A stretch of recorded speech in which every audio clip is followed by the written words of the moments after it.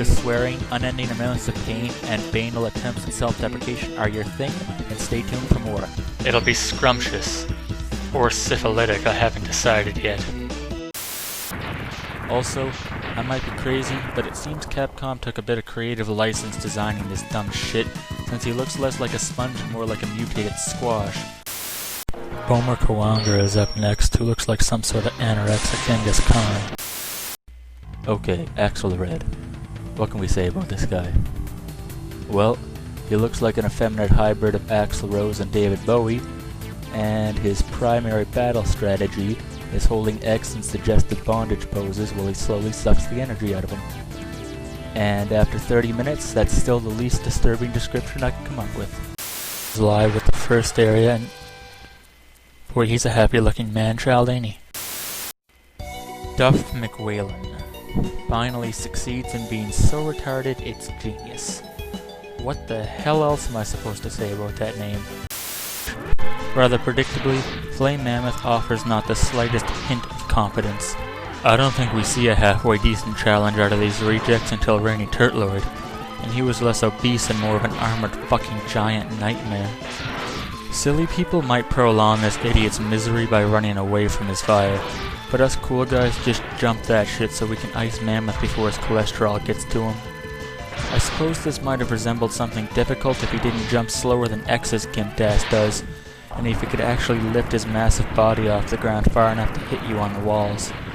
A few more shots and Mammoth collapses under his own weight. X takes the stage easy as pie. I'll see you next time for some fried octopus. He's fat, okay? You get it? Fucking fat. Oh, and this friendly fellow was called Violin, either a precursor to Capcom's deteriorating ability to spell or an unclever play on words. He is an intricately programmed... Okay, so he's a rampaging man-child, and the appropriate way to deal with his battle is to be in cahoots with a religious power of some sort. And now, hilarious hijinks with a coked-up version of Squidward. Of all the things I can pass up laughing at in this game, this mini-boss never fails to crack me up. I'm laughing on the fucking inside, okay? Really though, what the Sam Christ was it doing with its legs? Looked like a flailing crack addict, for Christ's sake. It also had about an equal lifespan, so next part of the level. Stop fucking dying. And the worst part of this entire travesty is that for every failure, I get to pop another blood vessel waiting for that godforsaken gravity to lower, all while watching Einstein there rub himself into the wall like he's accomplishing something. I swear it's so infuriating it makes me want to express some sort of emotion in my voice.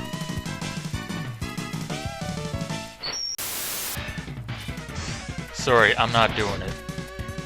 No, fuck it, I'm not commenting seriously on this boss. Look at this ridiculous shithead. Nothing dangerous looks like that. He's supposed to be some kind of warplane. He's a tube. He's a tube that can fly. I don't care about perspective. He looks like one of those spring-loaded toilet paper holders with a face slapped onto it. And speaking of the face, what the hell kind of expression is that? He has a fucking retarded Down syndrome smirk on him, and he's wearing some sort of oversized Russian military hat, and he's dressed up in some sick cross between a David Bowie and a Prince outfit. Okay, so I suppose it's a bit of a pain in the ass to fire shots off on him, and without dashing, moving can be... No, I'm sorry, what the fuck kind of design is this? He shits out platforms from either end of his bloated holes, and he uses literally the most inexplicable attack I have ever seen. 5 missiles that aren't missiles fly by, and then a half-formed Star of David shoots towards you. Whatever, boss 3 fights are next. See ya. What the fuck is this supposed to be? For it. There's your consummate sexy jump for those wondering why my eroticism had yet to sleuth its way into X3. Christ, I'm such a tease. The steamy, electrical discharge danced tenderly along his trembling blue frame as he felt his lower buster charging. And yeah, this ain't fucking funny, it's just disturbing. So if I can get through this entire video without making one sexual allusion, I'll be a stronger person for it. X3 Well, X3 made you shoot stationary boxes as a mini-boss, so who knows what the fuck it's thinking. Luckily, outside of falling missiles, it looks suspiciously like, missiles. God fucking damn it, that was close. Enemies are close enough together to demand a little caution, and the last climb houses a nasty combination, as well as the second double team for X and Zero. I'm going to pass that last statement off as peculiar wording. It was inspired by Boomer Kawangers if he didn't catch on, because according to Capcom they were brothers or some shit. That raises the question of how rep-like procreation even... No, it doesn't actually. This means you're completely at the mercy of his blue... spheres. Jesus, Mary, and fucking Joseph. Well, let's not beat around the fucking bush, huh? When he gets sick of the blue balls, he rips open a gigantic black hole and starts spraying rainbows out of himself trying to ram X with his oversized staff. Christ! I feel a lot better. How about you? Remember, I hurt you because I love you. Maybe if I wanted real substance, I'd try X6 without the dash. Somewhere between smashing my own cock in with a hammer and building a homemade iron bull to jump into. Dodging the birds at all requires a small window of timing. If you miss it, you either play the rapid improvisation game or you call it a failure and go kick a puppy somewhere. Okay, this one's the polar opposite of the last, and I already smashed my head against the wall for that pun, so rest easy.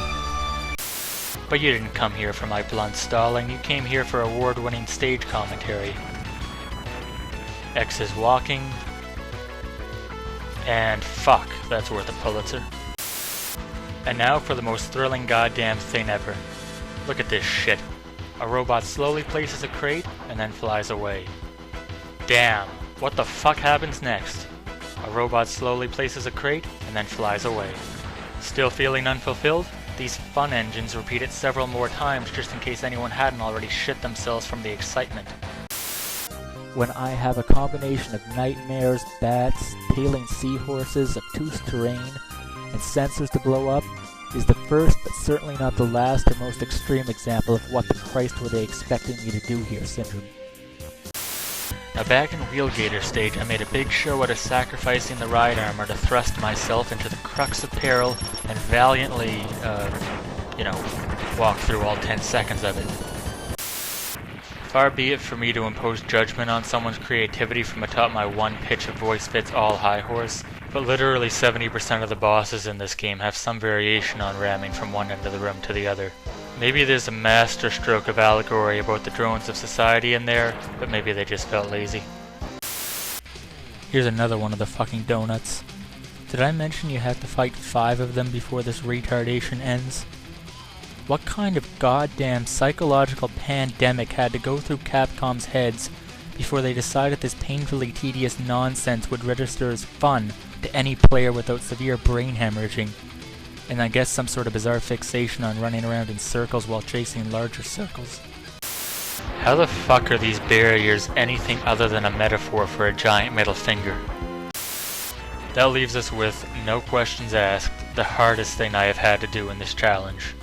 X needs to take damage in such a way as to allow him to climb spike walls well past his invincibility time, so he can phase through the last snail and blow the fucker's shell off, leaving him standing on the conveniently platform-esque husk.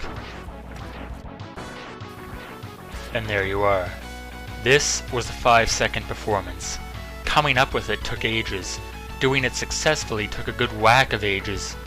Doing it successfully in the midst of everything else this stage has to offer would invoke Satan if I ever dared utter the numbers, and the other to give me fresh invincibility to phase through the snail, without getting unceremoniously booted down the entire shaft and watching the whole system turn itself off out of boredom. The fact that this is stuck at the end of all the godforsaken nonsense as it is just cruel. It's comedy gold to suggest this trick is doable with any real consistency. There's not enough unconvincing rhetoric in my pretentious fucking head to dictate how ridiculous this was to pull off. I swear to Oh yeah. The boss. He died. Extravagant. Now then, I swear to fuck this bastard, fuck this segment, and fuck whatever you're specifically pissed at while watching, because I'm an empathetic guy like that. He's an asshole for being a disgustingly easy battle and still managing to fucking ruin 2 flawless runs at this. I'm an asshole for this terrible attempt at acting angry even though I'm calmly watching a recording that was made over 2 months ago, and you're all fucking assholes for deriving some sort of sick pleasure from this twisted misery. Nah, I'm kidding, I love you. Please don't stop watching. I'm relaxed. Are you relaxed? Am I the only one who thinks the spikes in this level look like Sting Chameleon took a shit over everything? I am? Well, we collect the hyperdash, we curse the asshole who knew in advance we'd be coming for this thing after getting raped in Gates' lab, and so stuck it in the furthest fucking corner of a lawn stage, and we go face a fucking retard. See, and the hilarious thing is, we have no damn choice in the matter. I only recently found out the X-Buster can destroy the projectiles, and thank all the major fucking religious deities for that, because it's the only thing that makes this possible at all.